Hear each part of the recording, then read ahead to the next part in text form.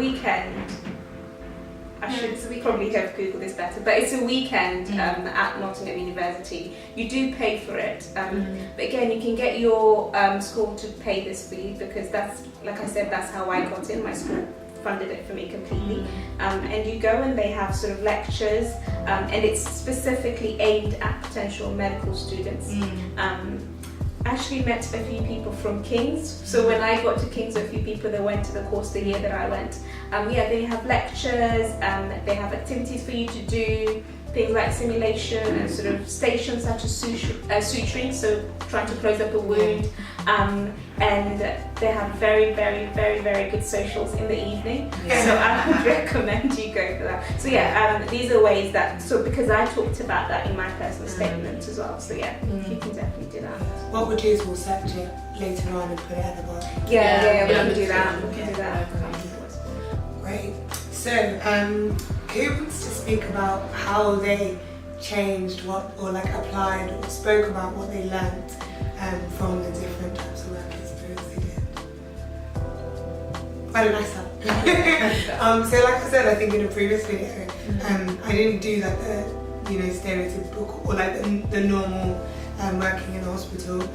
So I just had to speak about working in the lab, seeing how each test that the biochemist was doing, how that came to a result, and how that was important for that particular patient, how the doctor uses these different tests that different people are doing in the lab to create a diagnosis, team working, and the way that there's a multidisciplinary approach to medicine and whatever type of medicine you do. And then so part of that, they took us to see the morgue as well. I'm not really sure why they did that. It was really strange. But it was a really good thing to speak about, because I was like, okay, this made it real. We all would have people's lives in our hands. And did you say first book? I think I might have seen one.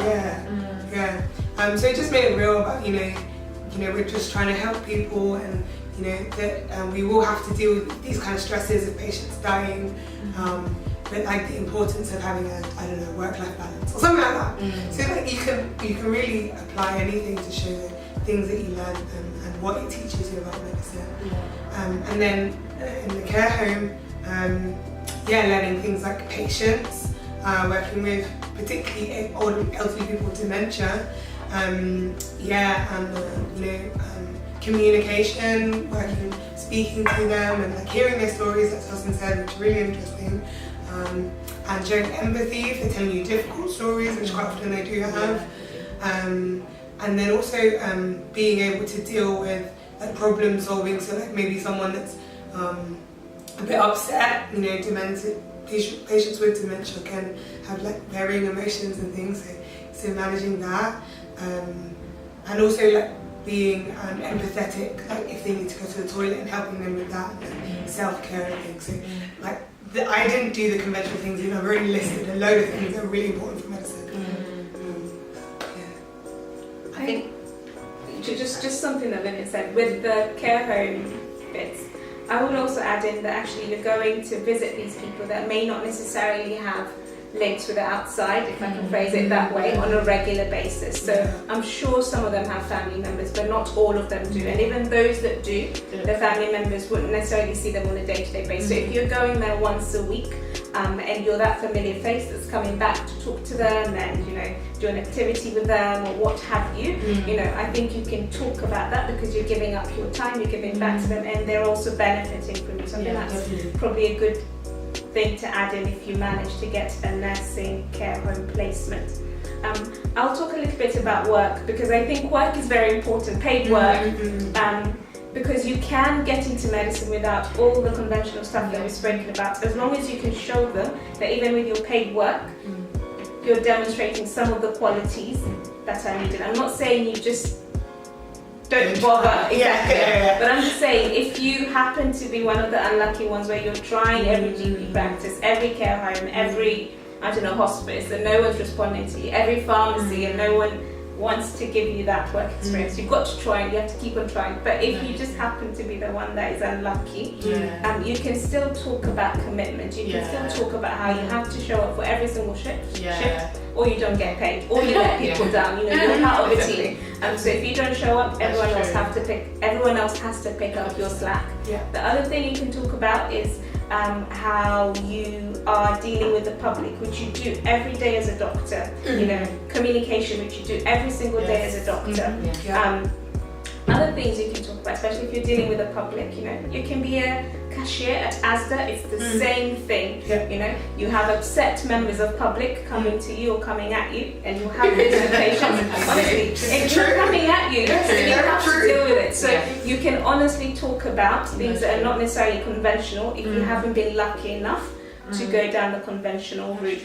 Other things we didn't really touch on are extracurricular activities.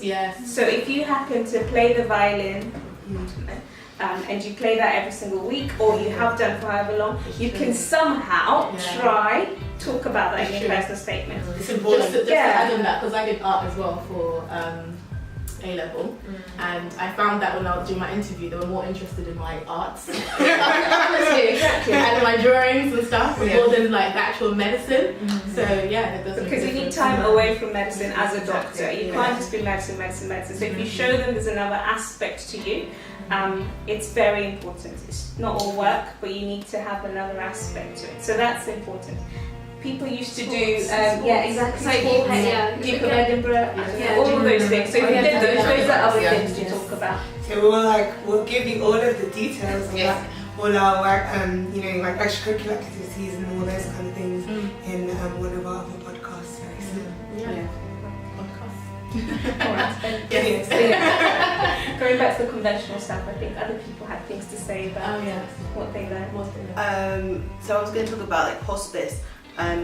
In my interview in medicine, they were interested to hear about the hospice, and I think being quite young, you know, 17, 16, 18, going to hospice can actually be quite emotionally draining. And knowing that, you know, these people are very kind of unwell, they're on their last legs of life, and so I felt like that taught me a lot of humility, and it also made me a bit empathetic, and knowing that something that means absolutely nothing to you, like handing someone their phone or helping them with their meal, makes a massive difference to them.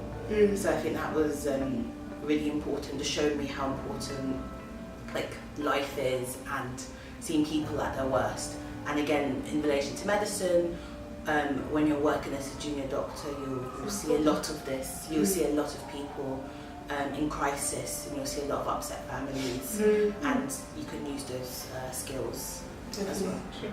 So I think for me, the main thing that I learned from my work experience was learning how to work in a team. So now that I'm a doctor, we work with different people. So the physiotherapist, the speech and language therapist, occupational therapist. You know, there's so many people that you work with, and it's not just about the doctor. It's about, you know, as Vivian said, a multidisciplinary approach when dealing with patients. So, you know, sometimes it can be quite difficult working with people on the wards. It can be. So, you know, just learning how to like deal with that. I think I was able to learn that during my work experience in the British Heart Foundation. So we worked with a lot of people, and what else was I going to say? In the GP as well, you have to work with the receptionist and also the other doctors and the district nurses, or what do you? Yes, that come in as well. So that's what I gained from my work experience. Anything else? Also just wanted to say that something else which I learned from my work experience, which I discussed in my interview, was the fact that I really wanted to work in my community.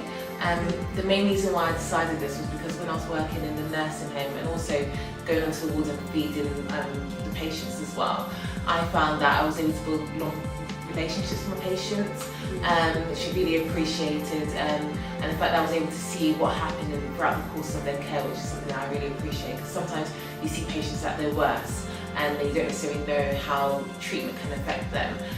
But working in a nursing home, you get to see them at the worst, and also you get to see them at the best as well. And even patients with dementia, you get to see them at their bad and also their good days as as well. So it just really made me appreciate just the wholesome care of medicine and looking after the whole person. So that's the reason why I decided to work in the community, which is one of the things I discussed in my interview as well.